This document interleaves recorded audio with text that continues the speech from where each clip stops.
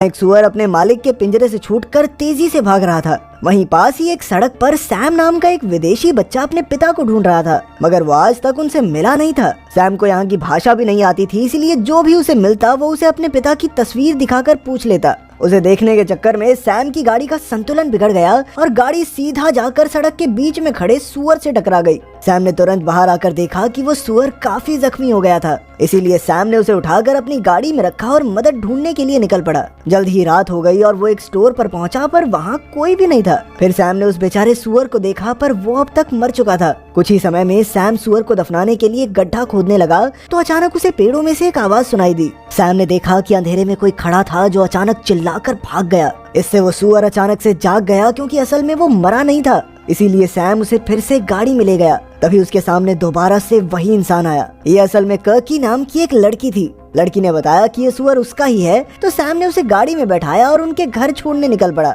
घर पहुंचकर कर्के ने सैम को कुछ खाने पीने को दिया और फिर उसे वहीं पर रात गुजारने को कहा। जल्द ही सैम कपड़े उतार कर सो गया और कर्के ने घर से बाहर निकलकर आसमान को देखा और कहा शुक्रिया। कुछ घंटों बाद जब सैम की आंख खुली तो उसके सामने कर्के का पिता गुस्ताव और जैनक्स नाम का एक लड़का खड़ा था।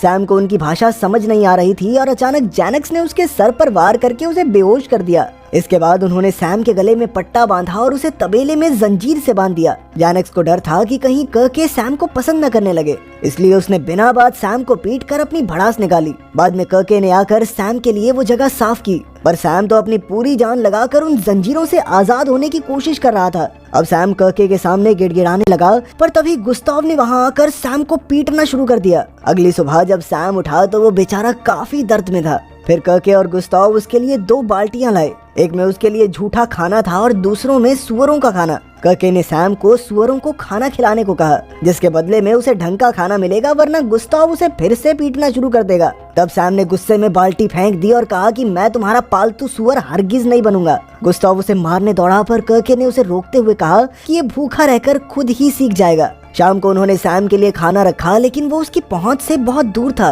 सैम ने उसे पैर से खींचने की कोशिश की, पर अचानक एक सुअर आकर सारा खाना खा गया। फिर अगले दिन वहाँ मार्क और विलियम नाम के 2 आदमी आए और बेचारे सैम ने उनसे मदद मांगने की कोशिश की, पर वो तो गुस्ताव से कहने लगे कि वो सैम को खरीदना चाहते हैं। तभी जैनक्स ने आकर गुस्ताव को ऐसा करने से रोका, क्योंकि अगर सैम चला गया तो उसे खुद गुलाम बनकर रहना होगा। असल में जैनक्स मार्क का बेटा था और विलियम उसका चाचा, लेकिन वो उसे एकदम गुलामों की तरह रखते थे। आखिरकार गुस्ताव ने उसकी बात मान ली और सैम को बेचने से इनकार कर दिया। फिर रात को जैनक्स ने आकर सैम की बेड़ियां काटी और उसे आजाद कर दिया, पर तभी कर्के भी बाहर आ गई और उसने सैम को भागते हुए देख लिया। अब जैनक्स ने कर्के को रोकने की कोशिश की, पर कर्के ने साफ साफ कह दिया कि उसके दिल में जैनक्स के लिए कुछ नहीं है। बात को संभालने के लिए उसने जैनक्स को चूमने का नाटक किया और फिर सही समय देखकर उसे धक्का दे दिया। तब जैनक्स उसे पकड़कर मारने की धमकी देने लगा, तो अचानक सैम ने वापस आकर जैनक्स का गला जंजीर से कस दिया। उन दोनों की हाथापाई चल ही रही थी कि तभी एक गोली की आवाज आई। ये गोली गुस्ताव ने चलाई थी।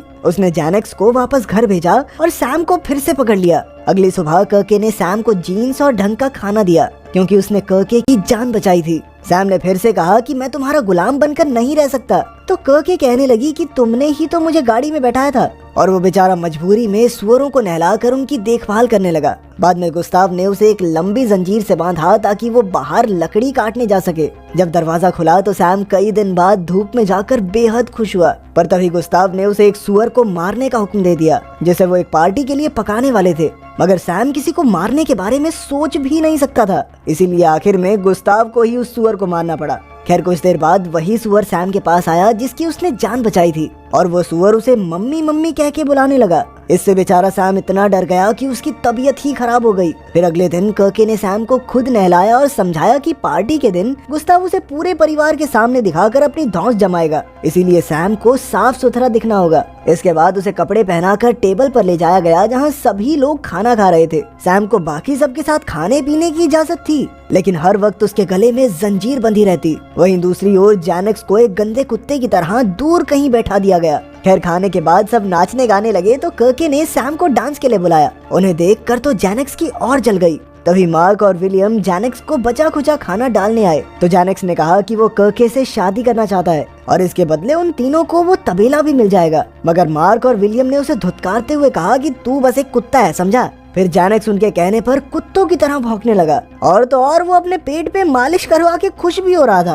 तभी अचानक गुस्ताव ने सैम को कर्के से दूर कर दिया और कहा कि अभी तुम इसके लायक नहीं हो। फिर कर्के ने सैम को वापस जाने को कहा और जब सैम लौट रहा था तो एक कुत्ता जोर जोर से उस पर भौंकने लगा। अचानक सैम भी कुत्ते की ही तरह जमीन पर बैठकर भौंकने लगा और असली कुत्ता डरकर भाग गया। इसके बाद जैनेक्स झोपड़ी से बाहर निकला और वो सैम पर भौंकने लगा। तब सैम ने पीछे मुड़कर देखा कि उसकी गाड़ी पास ही खड़ी थी, तो वो भागकर गाड़ी में बैठ गया, लेकिन दरवाजे में उसकी जंजीर अटक गई। खैर उसने कुछ देर के लिए चैन की सांस ली और गाड़ी में रखी टॉफी खाई। फिर उसने गाड़ी की चाबी लगाकर गाड़ी स्टार्ट की और वाइपर से सामने का शीशा साफ होने लगा। अचानक सैम ने देखा कि कर्के उसके सामने खड़ी चिल्ला रही थी कि सैम भागने की कोशिश कर रहा है। तभी उसके पूरे परिवार ने सैम पर हमला बोल दिया और उसे खींचकर तबेले में ले आए। सैम ने उन्हें समझाने की कोशिश की कि भाई मैं भागने की कोशिश नहीं कर रहा था, ये जंजीर बंधी हुई है, कैसे भागूंगा। पर उनमें से किसी ने उसकी एक न सुनी और गुस्ताव उसे सबके सामने कुत्तों की तरह पीटने लगा। बेचारा सैम पूरी रात दर्द से करहाता रहा। फिर अगले दिन उसे एक छोटी जंजीर से बांधा गया ताकि वो ज्यादा हिल डुल ही ना सके। बाहर जैनेक्स और एक लड़का कुछ सुअरों को ट्रक में भर रहे थे। कुछ देर बाद वही सुअर फिर से सैम के पास आया। सैम ने उसे दूर जाने को कहा पर जल्द ही सुअर ने उसे कुछ औजार ला कर दिए और उनकी मदद से सैम एक बार फिर से भाग निकला।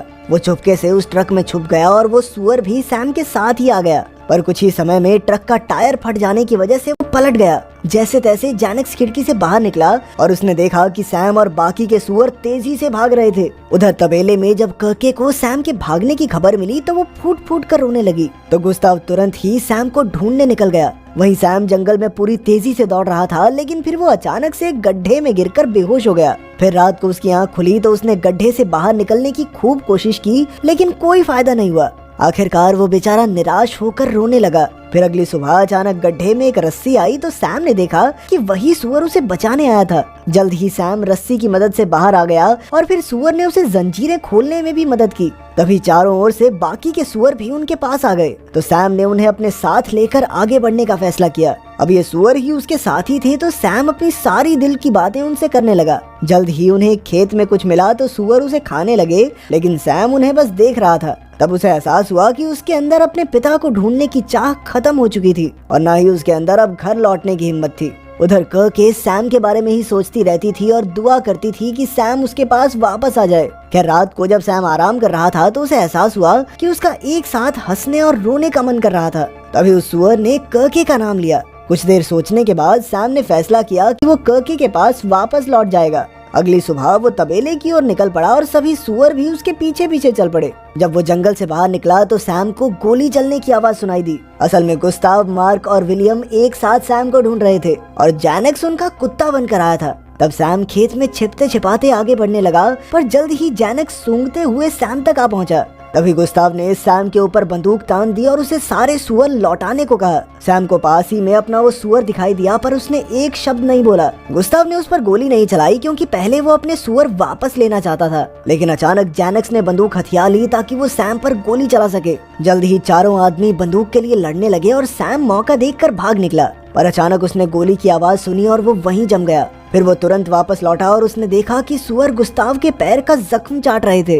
अब सैम ने गुस्ताव को अपने कंधों पर उठाया और तबेले की ओर चल पड़ा। सैम ने उसकी जान बचाई थी, इसलिए गुस्ताव उससे बहुत खुश था। वो अब उसके साथ गुलाम की तरह नहीं बल्कि एक आम इंसान की तरह बर्ताव करने लगा। फिर उसने सैम को अपनी बेटी कर्के से शादी करने की इजाजत भी दे दी। बाद में जब कर्के उसके घाव पर मरहम लगा रही थी तो गुस्ताव ने उसे वो गोली संभाल कर रखने को कहा ताकि वो मार्क और विलियम से बदला ले सके। इसके बाद कर्के ने सैम को बताया कि उसके पिता उनकी शादी के लिए तैयार हो गए हैं और वही सुअर उन्हें दूर से देख रहा था। उस रात जब वो एक दूसरे के साथ कुछ निजी समय बिता रहे थे तो अचानक उन्हें कुत्ते के भौंकने की आवाज सुनाई दी और बाहर से बहुत तेज रोशनी आई। वो दोनों भागकर बाहर निकले तो उन्होंने देखा कि तबेले में आग लग गई थी और बेचारे सुअर जोर जोर से चिल्ला रहे थे। सैम तुरंत ही उन सभी को बचाने के लिए दौड़ा। तभी जैनेक्स सामने आया और ये खुलासा हुआ कि ये आग उसने ही लगाई थी क्योंकि वो कर्के और सैम की शादी की खबर सुनकर तिलमिला उठा था। जैनेक्स कर्के को साइड में ले गया और उसे जबरदस्ती उसके साथ भागकर चलने को कहा। तभी सैम बीच में आ गया और उन दोनों में जबरदस्त लड़ाई छिड़ गई।